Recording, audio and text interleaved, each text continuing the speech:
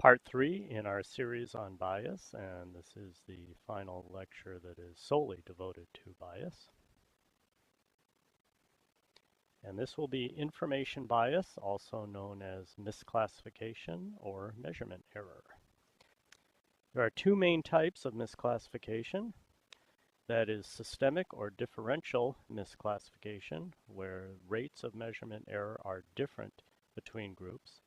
And then there is random or non-differential misclassification, where the precision is equal or at least independent in each, regardless of which group one is in.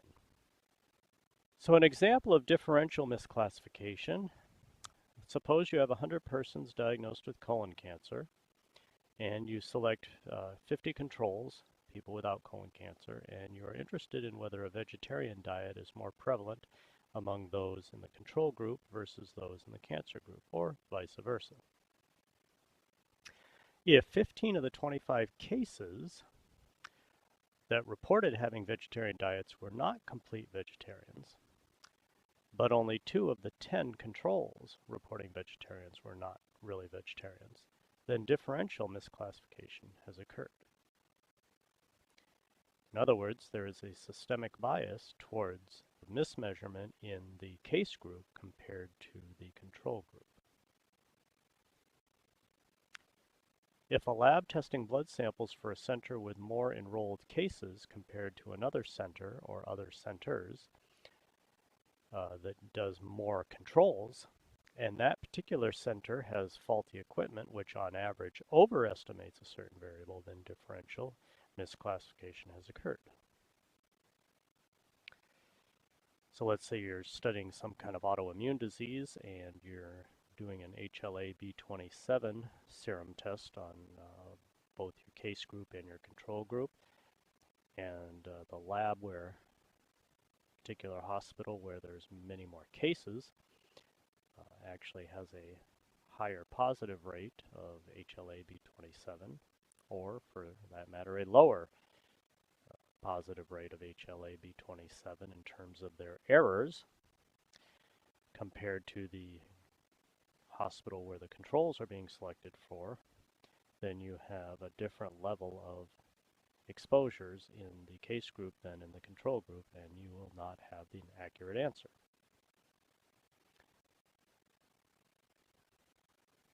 Compared to random misclassification, well, all studies have some degree of measurement error because nothing can be measured to an infinite precision. That doesn't mean we can't do good studies. The importance is to quantify the error and make sure it is not clinically significant. For example, if we're looking at the role of blood pressure and a disease such as heart attack, random errors of say 162 versus 160 versus 164 versus 165 versus 163 on a particular sphygmometer is not clinically significant. A person on average with a blood pressure of 162 over 80 compared to a person with a blood pressure average of 165 over 80 is not significant enough, or so we believe, to lead to problems with risk of heart attack. On the other hand, if your sphygmometer is 10 or 15 or 20 millimeters mercury off, that's going to be a problem because we do feel that a blood pressure of 180 on average compared to a systolic blood pressure of 165 would be clinically significant.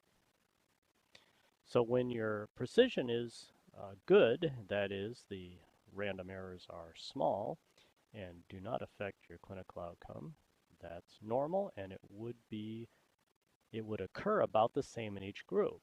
So you don't have to worry about small random misclassification. On the other hand, if your errors are of a much wider level, then you would dilute your potential magnitude of effect between your two groups. Let's take an example, hypothetical of course. The Killers, a college football team, posts its players' height, weight, 40-yard dash times, and bench press weights. The killer's tape measures, scales, stopwatches, and weights have a margin of error of plus or minus 1%. Compared to the killer's arch rivals, the other college, the Mamers, they use instruments that have a margin of error of plus or minus 2%. Would you expect these measurement errors to be an issue in trying to compare the athleticism between the two teams? The answer is no, because height in, say, centimeters plus or minus 1% is not going to be a huge difference between a linebacker on the killer's team compared to a linebacker on the Mamers team whose height in centimeters plus or minus 2%. The other aspect is that because the errors are plus or minus on each side, then we're not expecting one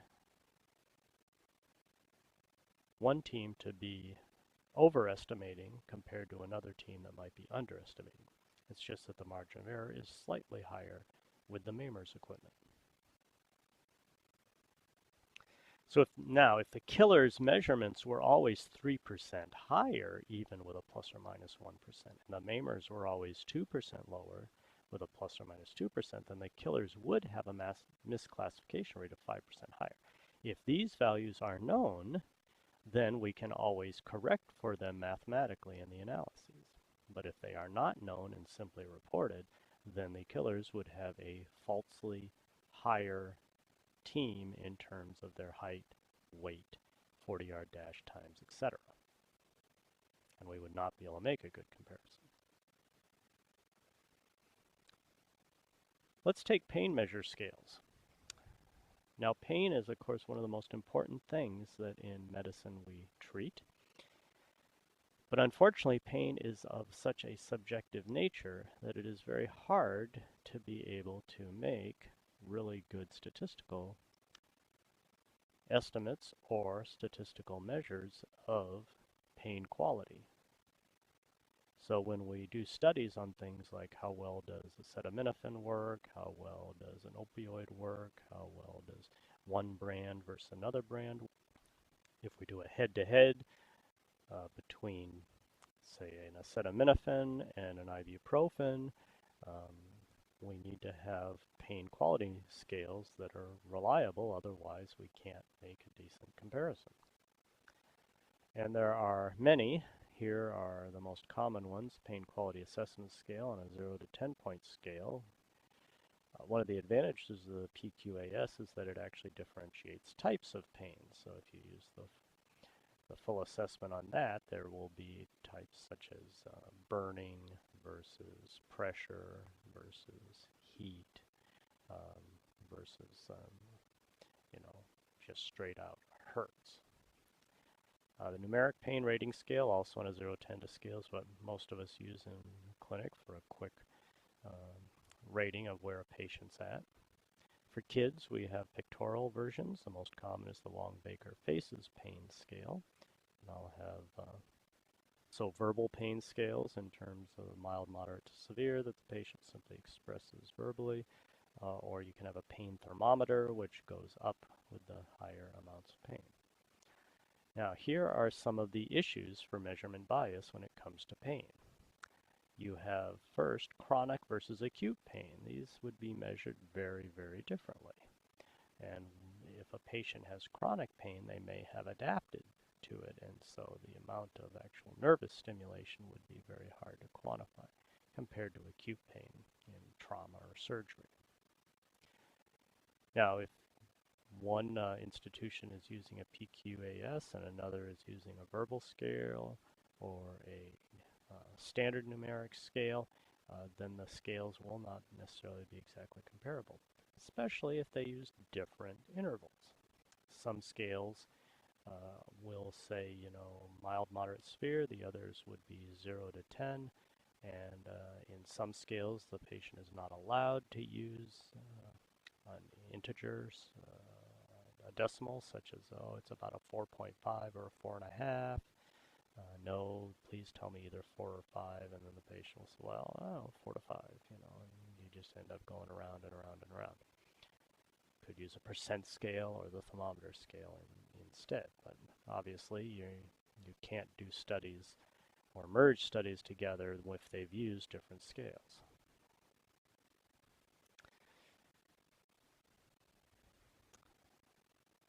Along with other aspects of information bias, there are subjective errors, recall bias, misrepresentation, malingering or lying, physical measurement errors, or incorrect classification as to case, control, exposure, risk status.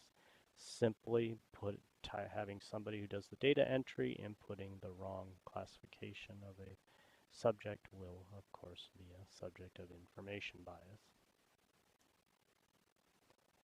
Compliance, dropouts during a trial are a part of selection bias, but compliance in terms of did the patient subject take the drug the right amount of times? Did they recall correctly? Did they keep a log or not? These are always things that are a part of research. We don't try to eliminate them. What we do is try to control them by using things such as observer logs and reporting online and follow-up phone calls, etc., so that we make sure that we get people on a regular basis and they're keeping track as accurately as possible. Now, on a more philosophical level, there is the issue of observer bias, and if you are familiar with quantum physics, the presence of the observer by him or herself is enough to change what happens in the physical world. I believe Schrodinger's cat is an example of that, if you remember your high school physics. But of course, on a more practical level, none of us are 100% objective. We may try to be, and we may, by trying, end up being either over or under in terms of our measurements. So, for example, if a parent is a teacher of their child, in most cases, the parent will be extra tough on their child, either because they want them to be better or because they don't want any appearance of favoritism. So that can happen the other way, where they simply will say, well, I know my kid is smarter than many of the others, and we'll always see them as grading towards a more positive result. It can go in either way. We are never 100% objective. So that's why we have blinded or masked clinical studies where neither the examiner nor the subjects know which treatment group they're in. Finally, a few other types of bias, which some could argue may fit in with one of the three that we've already mentioned, misclassification, confounding, or selection. The placebo effect could be treated as its own type of bias. This is the classic sugar pill. It is well established that patients will get better when they are treated, especially more so for stress or subjective conditions. Headaches is a very common one, but even other things like angina. There was a study done years ago, which we probably couldn't do nowadays, where subjects coming into a hospital with symptoms of angina, which of course are symptoms of heart attacks, could be given a placebo pill, and they got better at an amazing amount, at an amazing rate, even compared to those given things like nitroglycerin or other vasodilators. It's very true even with postoperative pain, cough, cold symptoms. A separate type of bias that's kind of like the placebo effect, but not exactly the same, is called the Hawthorne effect. And this is named after the town of Hawthorne, Illinois, where there was a Western Electric factory that was studied from 1924 to 1933. And at this particular Western Electric factory, workers, or the subjects, were told that they were going to be in a big study, and that they would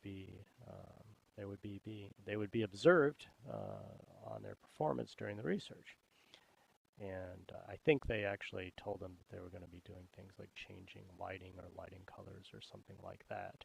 And in fact, they never did. They just told the workers that they were in the study and that something was going to be changed, and so they wanted to look at their productivity. Well, just being observed, of course, led to improved performance by the workers without any change in their environment. So that is called the Hawthorne effect. Not exactly the same as the placebo effect, because in the placebo effect you are actually giving them something.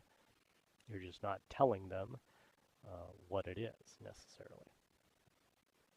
You're just telling them in most cases that it could be an active drug that they're receiving, or it may be a placebo and they won't know.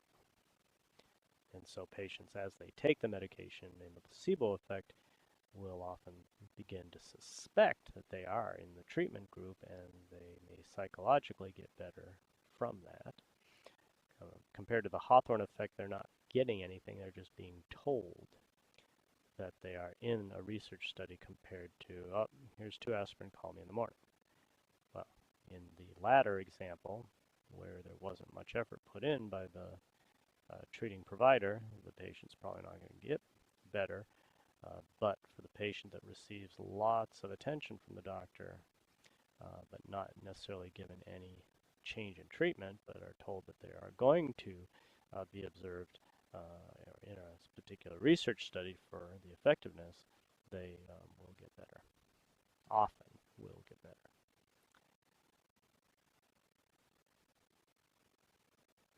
It's always important to search a little deeper, so in doing the revision for this lecture, I did a little bit of looking into the Hawthorne effect.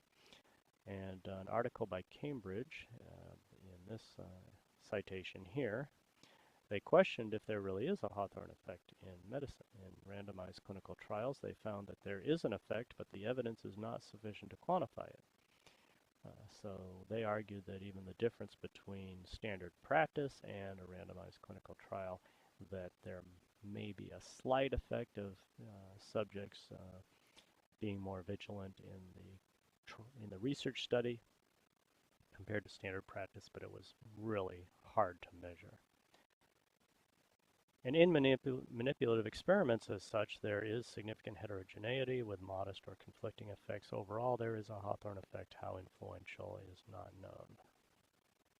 How strong is the placebo effect, though? As I hinted, it is real and measurable. There are inner pharmacological changes when one is given a placebo treatment, where they are told that either it will work or it could work, or they might be in the treatment group.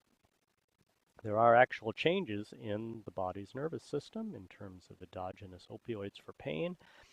Dopamine is increased for motor control as well as pleasure, and there are other autonomic neurotransmitters that change when one is given a placebo. And this is even demonstrated by brain imaging, functional MRI, PET scans, etc. There's also the thing called conditioning that can play a role. Even when told they are taking a placebo, subjects on average will still improve.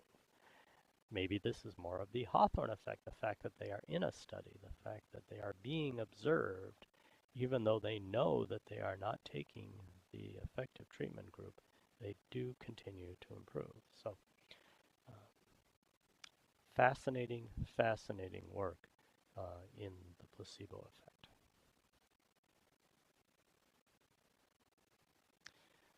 So conditioning involves there being a therapeutic setting, a degree of faith in the pharmacology or whatever treatment's being offered, whether it's an herbal treatment or any type of alternative therapy. Belief or personality traits do play a role. People who are generally more optimistic, who have empathy, who are more altruistic, who are more trusting and more open to things, will have on average, have a better have a better response to conditioning. I think of hypnosis as a perfect example.